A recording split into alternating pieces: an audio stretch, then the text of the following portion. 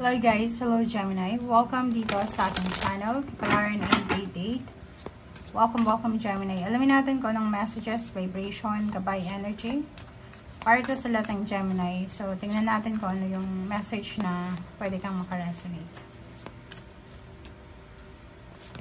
First card natin is break free.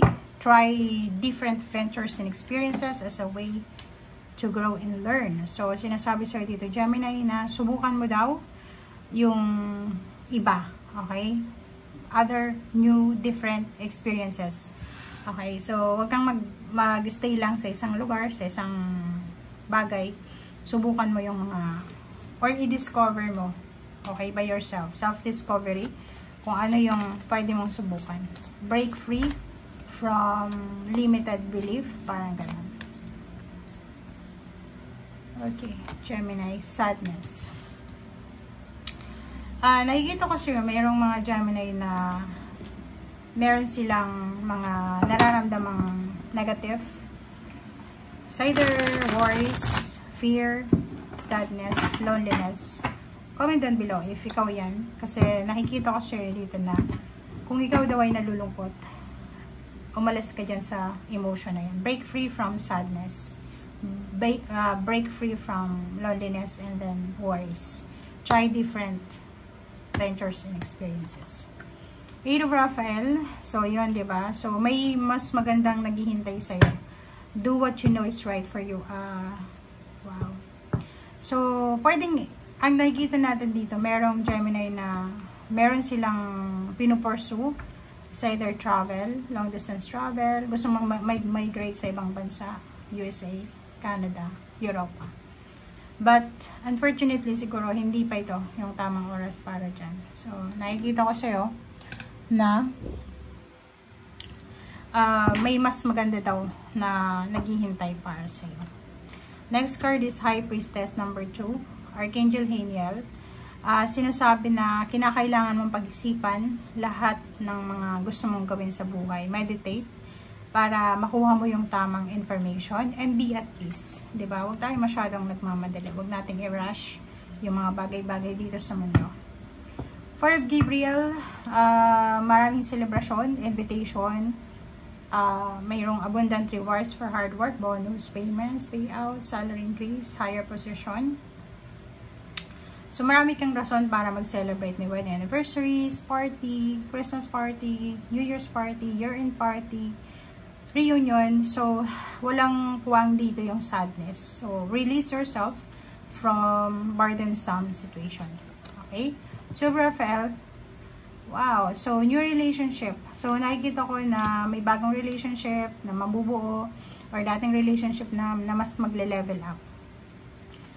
Okay? New beginnings. Wow. Meron ditong Gemini na bibiyayaan ka ng new beginnings ng ating universe, ng ating Panginoon. So, starting a new life, may magsisimula sa buhay mo. Mahahanap mo yung purpose mo. Okay? Makakatagpo ka ng isang taong napaka mapagpatawad and compassionate na individual. Ito ay makikilala mo and susuportahan kanya, sasamahan kanya sa pagsisimula. It's either relationship siya or partners sa trabaho. So, it's your lucky day today. So, kung nasaan ka man, sinasabi sa'yo dito na may mga bagong resources of money, time, support, change of job, or a promotion ang posibleng mangyari sa'yo. And King of Gabriel, so, keep your eyes on the big picture. So, yun, doon ka lang sa positive result. Okay? Leave the details to others. Okay? So, if may mga pagkakataon dito na, like, may mga offers ng leadership, like, mga managerial position, team leaders, ganyan-ganito, i-grab mo yung opportunity na yan. Okay? Next is Queen of Michael. So, sinasabi, you know what you do. Diba? You know exactly what you do. Okay? So, dito sinasabi na mag-focus ka, Gemini, sa career mo instead sa relationship. Okay? Career yung bibigyan mo ng focus ngayon. Next is 9 of Michael. So, meron kang mga unnecessary worries na pwedeng nagkukos ng insomnia. Yun, sadness. Merong mga dahilan siguro kung bakit ka malungkot. So, i-focus mo lang yung thoughts mo sa outcome na kung anong gusto mo. Nalisin mo yung regrets, feeling of regrets, guilt, or worry. Okay? Ibigay mo yan sa iyong angels, guardian angels, guides, and then sa ating Panginoon.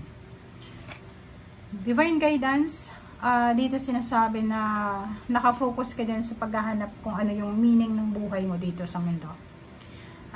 Sinasabi dito na surround yourself with wise teachers or friends para makaiwas ka sa negative or toxicity. Make sure na, syempre, paligiran natin yung sarili natin ng mga mabubuti. Okay? So, nakikita ko share dito na may mga iba sa inyo na nangangailangan ng tulong pinansyal or mayroong mga physical health problem. So, may tulong na malapit lang. So, wag masyadong negative na parang iisipan mo na helpless ka na, hopeless. Hindi. Nagkakamali ka doon. Okay? Next card natin is Page of Gabriel. Dito sinasabi na follow your passion. Okay? So, sundin mo kung ano yung gusto mo. Ready ka na sa kahit anong challenges. So, may mga opportunities na exciting opportunities and adventure na posibleng papasok sa buhay mo. Okay? And Son of Gabriel, yun, sabi ko sa'yo dito, kung naghahanap ka ng mga taong pwedeng makatulong sa'yo, ask your angels for helpful people to lighten your load. Diba yung mga obligations, duties, responsibilities natin. Lift everything sa Panginoon. Kasi yung Panginoon, siya yung magpapadala ng mga taong pwedeng makatulong sa atin. Okay? Nakikita ko yung sobrang workaholic mo. Masyado mong piniplease yung mga tao sa paligid mo. Ingat-ingat ka kasi i-consume niyang people pleasing na yan yung energy mo. Okay? Next card natin is Knight of Michael. Sinasabi sir dito na maging logical ka instead maging emotional. Mabilis yung pangyayari. Maraming mga sudden changes, sudden movement.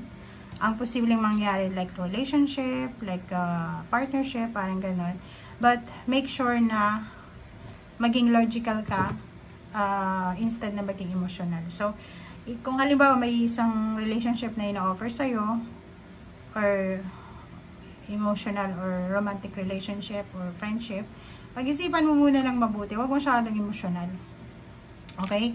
So, sa business, sa work, sa possession mo, kung iniisip mo na binigay mo na yung best mo, ginawa mo na yung best mo, pero wala pa rin, hayaan mo na lang. Okay? Kasi ginawa mo yung best mo eh. Binigay mo yung 101% mo. So, have patience na lang and hintayin mo na lang kung ano yung darating. Okay? Huwag masyadong impatient.